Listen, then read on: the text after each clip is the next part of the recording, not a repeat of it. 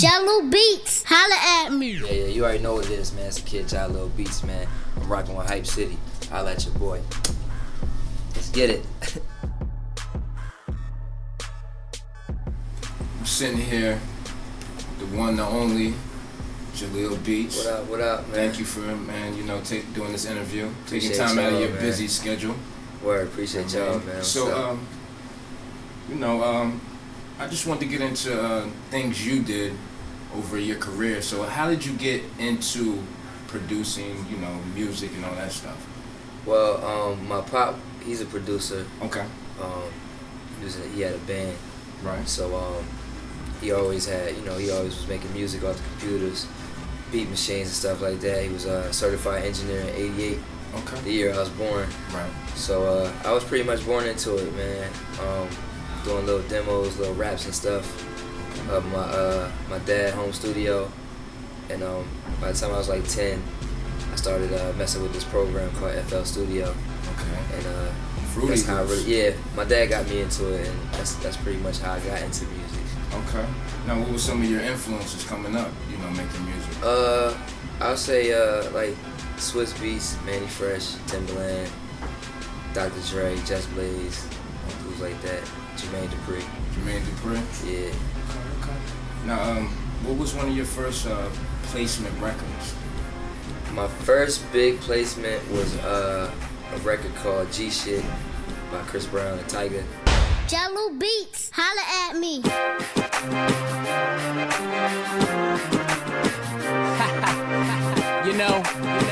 A lot of girls say a lot of things to me, saying they this and that, but I ain't listening, cause I'm on some G shit, young money. How'd that feel when you got that? That was crazy, cause that was like my first record being played like national. Right. I had records with Meek Mill locally that was tearing up. Okay. Tearing up the charts and stuff like that, but to get somebody like Chris Brown and Tyga on the record. Right, yeah. Okay. Now, for producers coming up, making beats, what advice would you give to them? On how to get, heard or get their just beats learn how out to there. brand yourself, man. The internet is free marketing. You know what I'm saying? If you can figure out a scheme to brand yourself, you know what I mean? And just grind, man. Get them beats out there, even if you're giving them out for free. You know what I'm saying? Just get your name out there.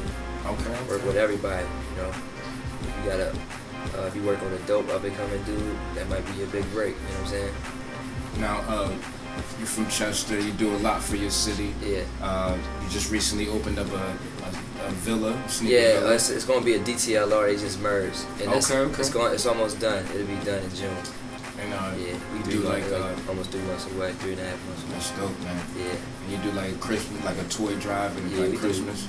We do like toy drives, we do turkey drives, feed the homeless, coat drives and stuff like that. How does that feel, as coming up in Chester, you being in music and then giving back to your city, man, I can do, how does that feel to be like, man, I can do something for my city, help out?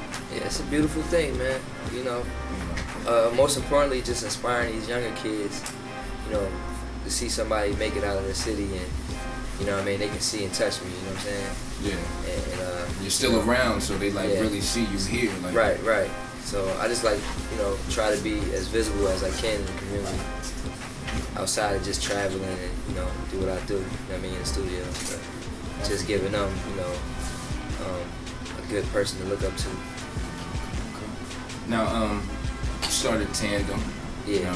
This is the record company, right? Yeah. Well, it's a couple things. It's management. It's a music label, publishing, and we do real estate and stuff like that. So. Okay, so you do it all. Not everything. Everything. We just try to we trying to diversify as much as we can. Okay, you got artists on Tandem? Right now we just managing producers and stuff like that. Yeah. Now, what's some of your goals that you still want to accomplish? You probably accomplished a lot of your goals, but what's ones out there that you still want to accomplish? I just want to, continue to, build on this real estate stuff and, grow the label. That's my biggest goals right now. Now, I'm gonna ask this question. We ask this hypothetical question. Like, the world is ending, and you know, it's apocalypse. Everybody running, but it's a record store, and you can go in that record store and grab 3 albums just to listen when the world ends, because you're gonna be alive, and ain't nobody else gonna be. You know what I mean? Yeah. Ain't nothing out there. Internet going everything. What would you grab? I would grab Michael Jackson Thriller. Okay. Life After Death, Notorious B.I.G. Okay. And 50 Cent, Get Rich or Die Trying. Okay. Now, what work have you done that you say, yo, this is my best work? Like, this is something that I did. Like, it's crazy. I think the work that I did on Meek Mill's first album was one of my best work. Yeah. Dreams and Nightmares. From what aspect do you feel like that was like your best? Was that something that I think that was us, like, we made it, you know what I'm saying? Like, I mean, that was us breaking into that sound, breaking into our own sound.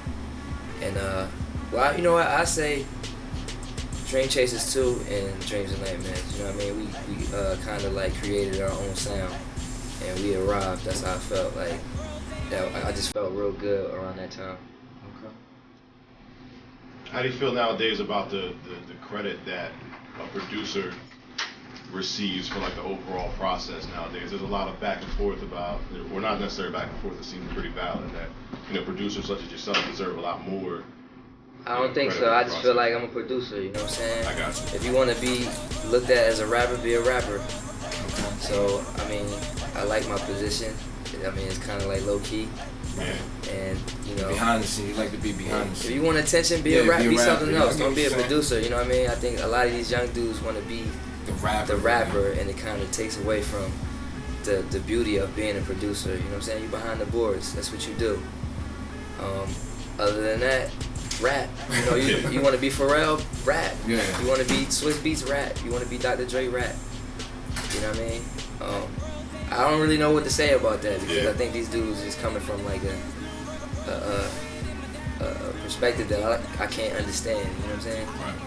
And how'd you come to that point where you knew like this was your producer? I know this guy met you years ago. Yeah, like I wanted attention, so I put a tag on my beat so people would know that it's me. You know what I'm saying?